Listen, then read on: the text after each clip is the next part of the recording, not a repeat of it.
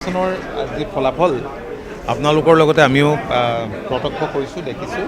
আমি ভবাৰ ধৰণে আগবাঢ়িছে।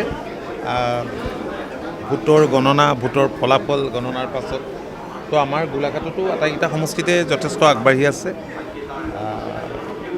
ভাল লাগিছে। ক'ত? বোকাখাটত অগ্ৰগতি যিধৰণে মোৰ 3 ৰাউণ্ড মাত্ৰ গৈছে, 3 ৰাউণ্ডতে যথেষ্টখিনি আগবাঢ়িছে। তো সেইমতে চাবলৈ গ'লেতো যথেষ্ট ভাল হ'ব বুলি আশা কৰোঁ। মইতো আগতে কৈছোঁৱেই যে পূৰ্বতকৈ বেছি হ'ব পাৰে, হোৱাৰ সম্ভাৱনা আছে। এতিয়া ট্ৰেণ্ডটোত তেনেকুৱাই দেখা গৈছে। ধন্যবাদ আপোনাক। এক্সিট পোলৰ বেলেগ বেলেগ গ্ৰুপে বেলেগ বেলেগ কথা কৈছেতো। আপুনি সামগ্ৰিকভাৱে এক্সিট পোলৰ সঁচা বা মিছা বুলি ক'লে মই উত্তৰ দিব নোৱাৰিম।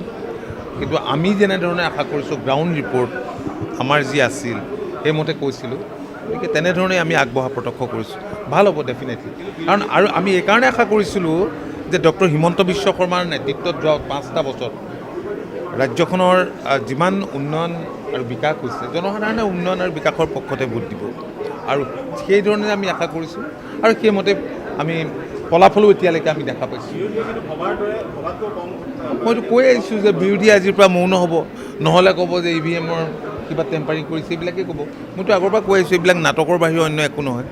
এইকেইটা দিন চৰকাৰ পাতিলে, অলপ ফূৰ্তি কৰিলে, ব্যৱসায়ীবিলাকো আহিলে। ঠিক আছে, ধন্যবাদ। যিকোনো খবৰৰ বাবে যোগাযোগ কৰক আমাৰ এই নম্বৰত 9181 307 221।